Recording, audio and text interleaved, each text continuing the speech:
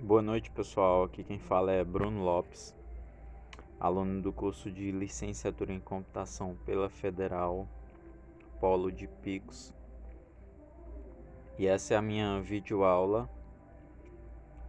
do projeto de extensão, a videoaula palestra, onde eu irei abordar um mini curso aqui, para destacar aqui a importância da informática e do computador. Antes de eu abordar esses assuntos aqui, eu estarei passando aqui um mini curso para conhecer um pouco a história do computador e da internet também, e aprender um pouco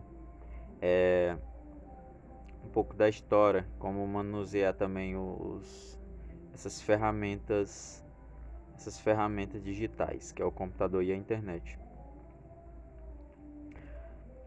O histórico do computador, né? A primeira geração de computadores surgiu em 1940.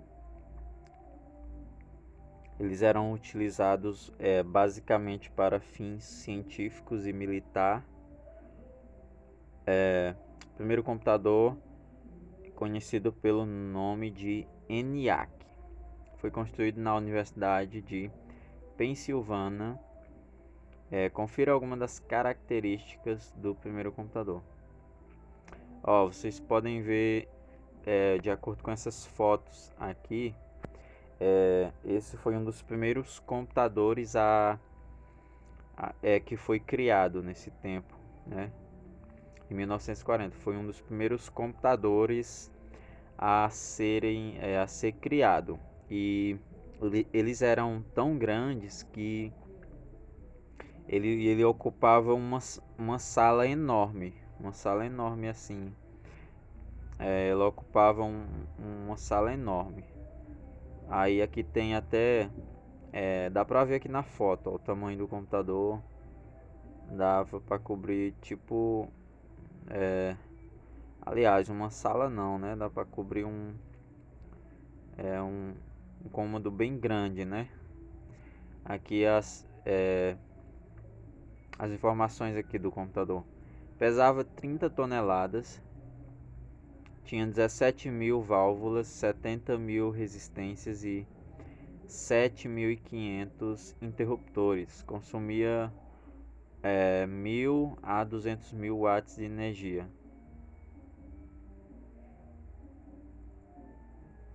Veja bem, quando o ENIAC estava em funcionamento, as luzes da Filadélfia sofriam uma grande queda na sua iluminação, porque exigia muita ventilação, pois o calor era intenso e alto custo de manutenção. Também, né, dá pra ver o tamanho desse computador aí. Dá pra se imaginar que só pelo tamanho, né, dá pra se ter uma noção né, que um computador desse porte aí, ele consumia muita energia, né? E fala aqui que o alto custo de manutenção era muito alto, né? Mas também para um computador desse porte, né? É de se esperar isso. Continuando, como podemos ver, os primeiros computadores eram muito grandes. Isso porque os computadores que os formavam também eram grandes, mas com os avanços tecnológicos, ao longo dos anos, esses computadores foram sendo substituídos e diminuindo de tamanho, e permitindo assim o surgimento de uma nova geração de computadores, os chamados microcomputadores. Então, os computadores, ao longo do tempo, eles passaram por um processo aí, né, passaram por um processo que eles vieram diminuindo de tamanho ao longo do tempo, né? Antes eram computadores que ocupavam uma sala enorme, né? E hoje em dia Existem computadores que você segura numa mão, né? Que você pode segurar numa mão.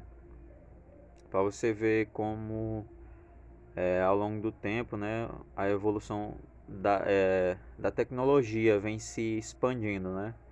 E aqueles computadores que antes ocupavam uma sala enorme, hoje em dia é possível segurar um computador, né? Que o próprio smartphone ele é considerado como um computador também, né? O próprio smartphone.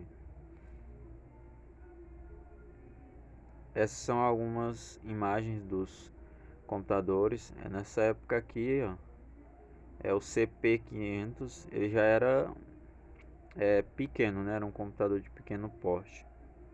E o PC XT também, ele já era um computador pequeno. Vamos falar aqui dos principais componentes que constituem o computador, né? Primeiro é o processador. Bom, é a unidade central de processamento do computador. Controla e realiza todas as funções do sistema. É o verdadeiro cérebro do computador. Sua capacidade é medida em Hertz. Sem essa peçazinha aqui, o computador ele não tem capacidade de funcionar. Aquele computador de mesa, né? Como já diz aqui, o processador ele é considerado como não considerado, ele é o cérebro do computador. E é através dele que todo computador ele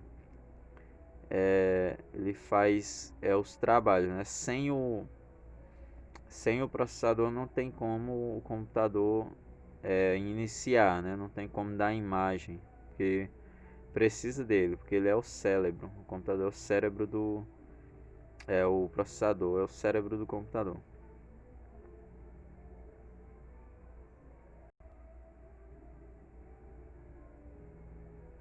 Placa-mãe, como seu nome já explica, sua função é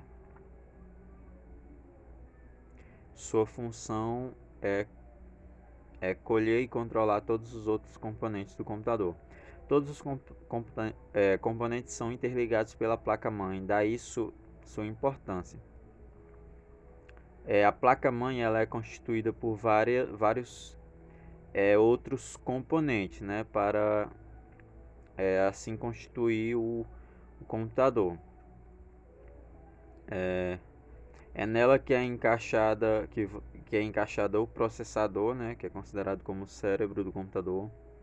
Nela também é encaixada a memória RAM, que também sem ela o computador ele não inicializa.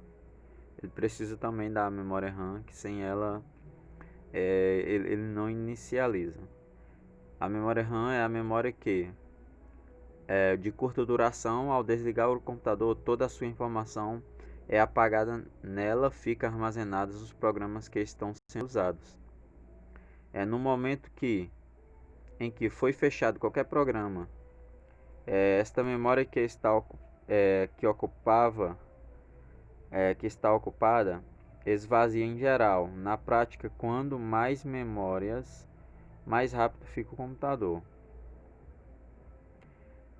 A memória RAM ela é capaz de vou dar aqui um exemplo. Digamos que você esteja navegando em algumas páginas da internet e aí você deixou aberto algumas coisas ali. Você estava usando algumas coisas ali. Você deixou alguns navegadores abertos. Quando você desliga o computador, e aí se você não demorar muito tempo para ligar ele tem um certo tempo ali que fica salvo aquele trabalho que você estava fazendo ali, fica salvo.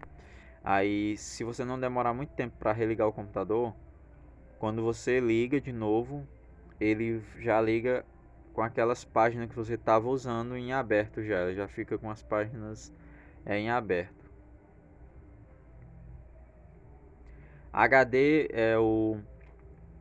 é a parte de memória, ou seja, onde você vai organizar todos os seus arquivos, onde você vai salvar dados, né?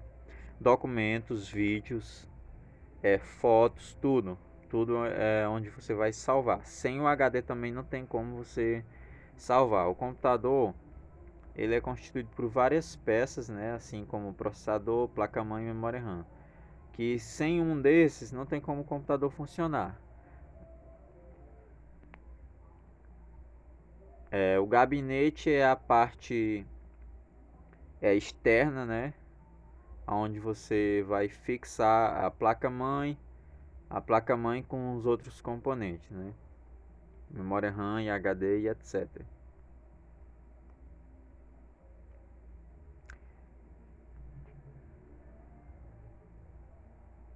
Vamos falar aqui sobre periféricos agora. Existe três tipos de periféricos. Existe o periférico de entrada, existe o periférico de saída e existe o periférico que ele é tanto de entrada como de saída. Então vamos falar aqui. Os periféricos de entrada nós podemos falar sobre o mouse. O mouse é um periférico de entrada. O que é um periférico de entrada? É tudo aquilo que leva a informação para dentro do computador. Ou seja, quando você clica no mouse em cima de um ícone, você está acessando algo dentro do computador. Então você está levando uma informação para dentro do computador.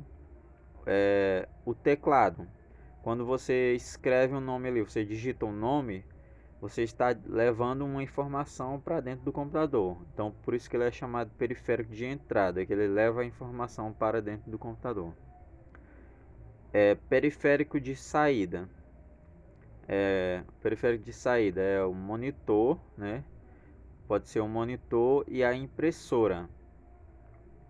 Eles são considerados como periférico de saída. Por quê? O monitor ele vai dar o vídeo, vai dar a imagem. Ele vai te dar uma informação ali na tela. Então ele está transmitindo algo do computador para você. Então ele está como é que diz? Ele está lançando ali a sua informação para fora. E aí quem está do lado de fora está vendo. Então o monitor ele é considerado como um periférico de saída, porque ele é outro também. É a impressora, né? Digamos que você vai imprimir ali um trabalho que você fez no computador e aí você vai e imprime. Então você está tirando do computador para fora do computador. Por isso que é chamado periférico de saída, que pega a informação de dentro do computador e leva para fora.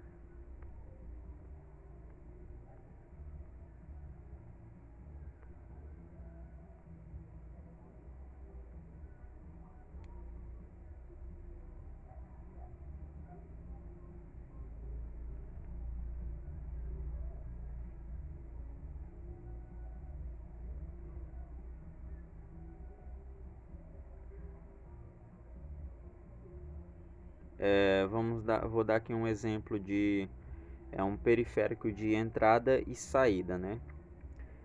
O pendrive, né? O pendrive ele pode ser considerado como um periférico de entrada e saída, porque você tanto traz uma informação para dentro do computador, ou um arquivo, ou uma informação, quanto você também tira de dentro do computador através do pendrive, né? O pendrive então é considerado um periférico de entrada e de saída. E também existe também umas telas chamada touchscreen, uns monitores chamados touchscreen, que tanto ele dá a informação ali na tela como periférico de saída, como ele funciona também como periférico de entrada. Como ele é touchscreen, você pode acessar clicando o dedo na tela. Então ele fica meio que como que nem um mouse ou um teclado, né? Que você pode clicar na tela, na própria tela. Outro também tipo de periférico de entrada e saída são as impressoras multifuncional, né? Que aqui a gente falando da impressora normal, que só imprime. Aí tem também a impressora multifuncional, que ela tanto imprime quanto também digitaliza, né? Ou seja, ela puxa a imagem para dentro do computador. Você quer uma cópia ali digital, você quer uma cópia digital do seu arquivo, de um documento. Então você coloca o documento, digitaliza a sua imagem e a imagem vai para o computador. Então é também considerado como um periférico de entrada e saída.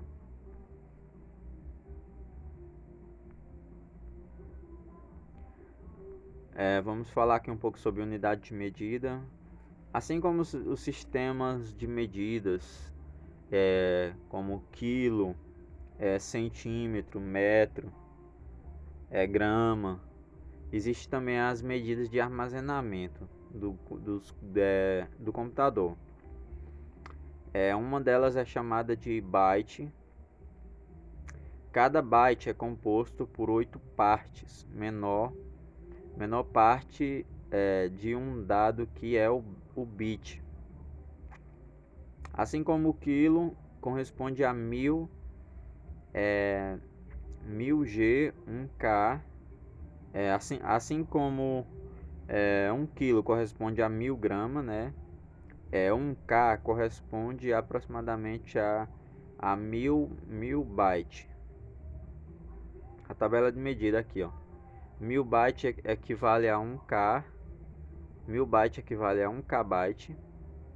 E 1 KB equivale a 1 kilobyte. 1000 kilobytes equivale a 1 megabyte. E lê o que? 1 megabyte. 1000 megabytes equivale a 1 gigabyte. E 1000 gigabytes equivale a 1 terabyte.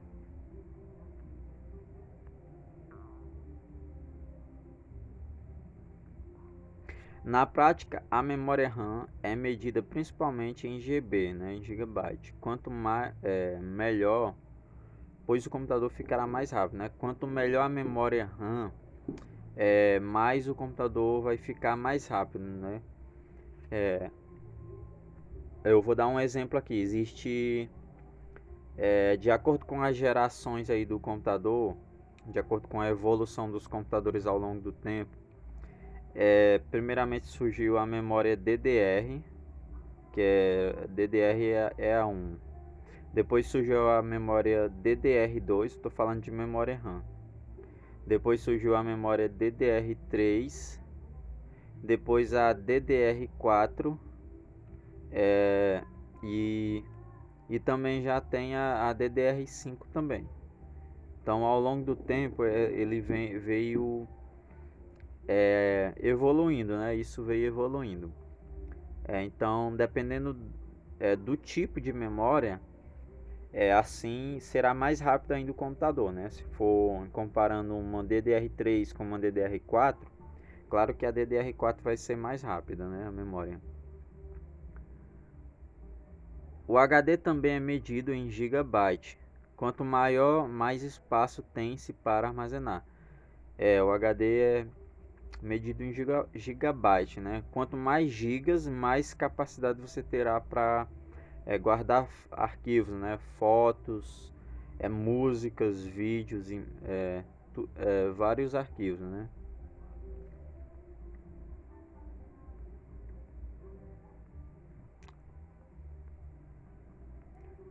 Vamos falar um pouco sobre medida de velocidade e frequência. O processador do computador, que como já vimos é o responsável por executar e controlar as operações sólidas pelo sistema operacional, tem sua velocidade medida por sua frequência. A unidade de medida é utilizada em HZ, representado pela sigla HZ. Desculpe. A lógica é parecida com a do byte, com a dos bytes, dos KHZ, Quer dizer, 1 KHZ é igual a 1000 HZ e 1 MHZ é igual a 1 KHZ. E 1 GHz é igual a 1000 MHz. Na prática, os processadores modernos trabalham com frequências de 2 GHz ou mais. Questione, compre e compare sempre as frequências dos processadores na hora de comprar um computador. Quanto maior a frequência, maior será, mais rápido será, né? Isso é importante. Vou dar um exemplo aqui. Quando você for comprar um computador, você presta bem atenção na CPU, onde fala assim o nome CPU, aí vai ter a velocidade em gigahertz do seu processador. Digamos que vai ter um lá 1.4 gigahertz. Depois você vê outro com 2.4 gigahertz. Depois você vê um 3.4 GHz e depois você vê outro 4.0 GHz. Qual vai ser o mais rápido aí? Vai ser o que tiver 4.0 GHz. Quanto mais a pontuação, maior vai ser a velocidade, né? Você tem que prestar atenção nisso.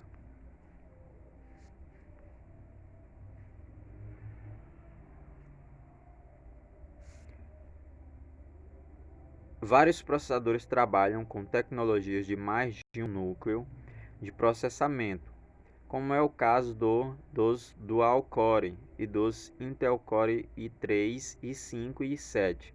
Isso faz com que a velocidade seja dobrada no caso de 2 núcleos ou quadruplicada no caso de 4 núcleos e assim por diante.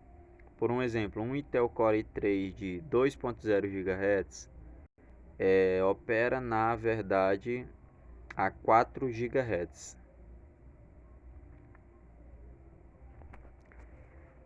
O meu computador de mesa, ele é um iCore i5, um processador iCore i5 de 2.9 GHz. Ele é um processador muito rápido, né? Atende vários trabalhos que eu faço sem pesar o computador. É um processador muito bom. Processador de terceira geração que eu uso.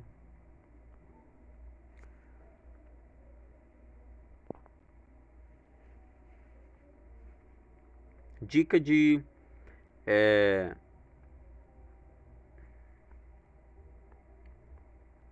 eu vou pular bem aqui. Eu falei da parte de computador e agora eu vou pular aqui para a parte de internet.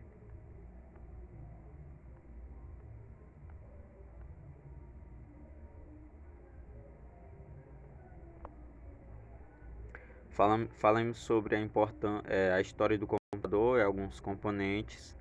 Falamos sobre os componentes do computador explicando. Agora vamos conhecer a internet aqui.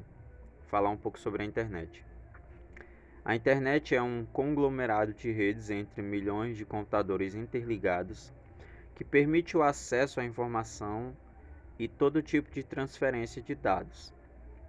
Ela carrega uma ampla variedade de recursos e serviços, possibilitando, por exemplo, o contato entre pessoas de diversas partes do mundo através, por exemplo, de correio eletrônico e serviços como comunicação instantânea e compartilhamento de internet. Nós podemos utilizar como exemplo o Facebook, né? O Facebook é uma ferramenta ali, é uma rede social onde uma pessoa aqui do Brasil ela pode se conectar com uma pessoa dos Estados Unidos, do Japão, da China, de vários lugares. Então ela nos conecta, né? Ela conecta o mundo todo. Vamos conhecer a história da internet. Nós falamos sobre a história do computador, agora vamos conhecer a história da internet. Assim como o próprio computador, a internet surgiu a partir de pesquisas militares na década de 1960. Neste caso, sendo Estados Unidos e União Soviética as maiores potências do mundo, existia por parte dos americanos o receio de se perder os dados mais importantes do país, caso fossem vítimas de um ataque soviético ao Pentágono, tor tornando toda a defesa dos Estados Unidos vulnerável. Portanto, se criou a primeira internet, possibilitando as unidades militares compartilhar os dados, possibilitando a descentralização de informação. Então, né, vemos aí que a internet foi criada aí, ela surgiu em meio a como é que diz? Em meio a esses ataques aí, né, por causa de guerras, né, com medo aí de perder dados, né, eles procuraram assim criar uma estratégia para guardar as suas informações ali, para que não fosse perdido, né? E assim eles criaram a internet, né? Ela surgiu a partir disso aí.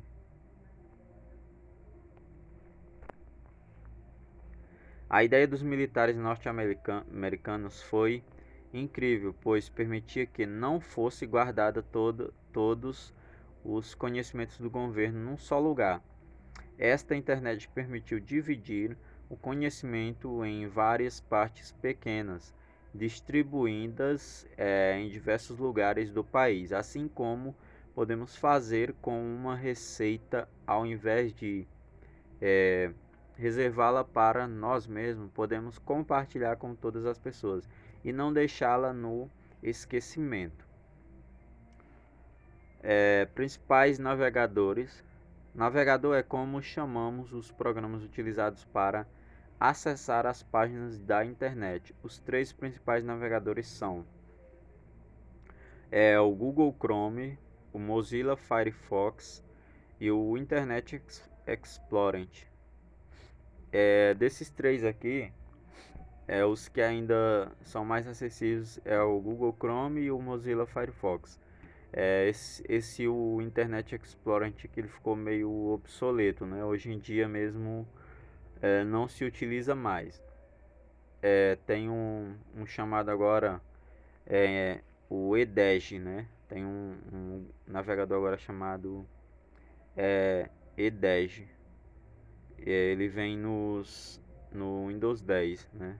Na versão do Windows 10, a nova versão do Windows 10. Esse Internet Explorer ele ainda vinha nos sistemas operacionais Windows 7, mas hoje em dia mesmo ele não é mais utilizado não. Mas esses dois, na minha opinião, o melhor é o Google Chrome.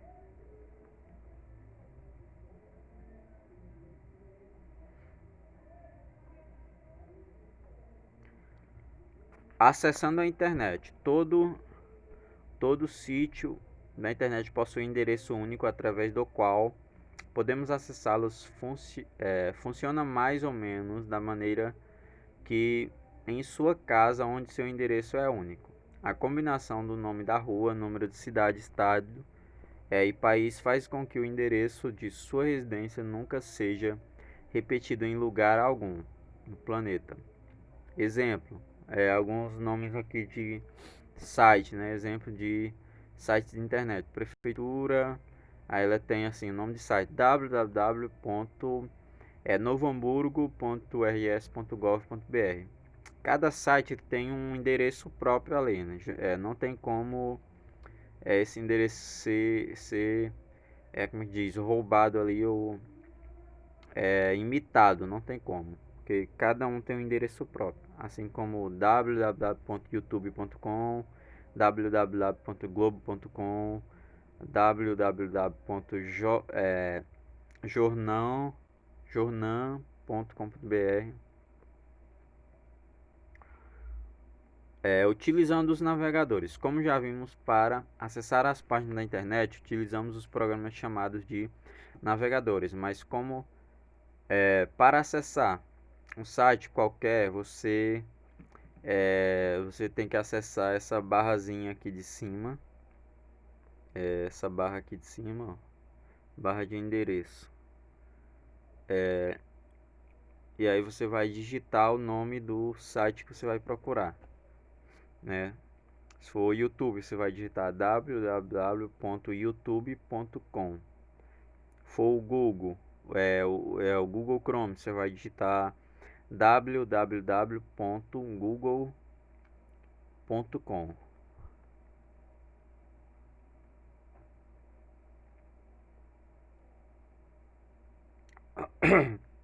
Para você pesquisar na internet. Depois de você acessar o Google Chrome, você vai digitar um exemplo aqui na barra de pesquisa aqui, ó, previsão do tempo Novo Hamburgo. Assim você pode botar qualquer lugar. Previsão do tempo Santana do Piauí. Previsão do tempo Pix Piauí.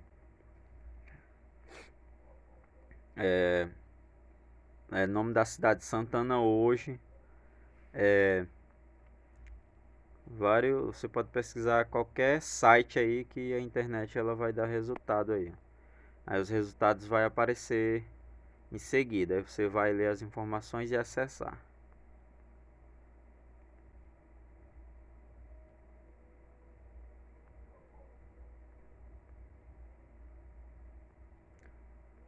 E aí você digita qualquer informação ali, qualquer nome, e a internet ela vai buscar. Mapas, né? Você pode também acessar os mapas. Se você não conhece uma cidade aí, alguém te dá um endereço aí, você pode puxar o mapa e ver aí, ver pelo satélite aí, as ruas pelo satélite, com a visualização 3D. Pois é, pessoal, eu estou encerrando aqui. Esse vídeo palestra aqui era só para falar um pouco sobre a história da internet e do computador. Nos próximos vídeos de apoio aí eu estarei explicando dando mais algumas dicas aí sobre computador, né? Dicas aí de quando você for comprar um computador, o que é que você tem que analisar e outras coisas aí também, viu? Falou!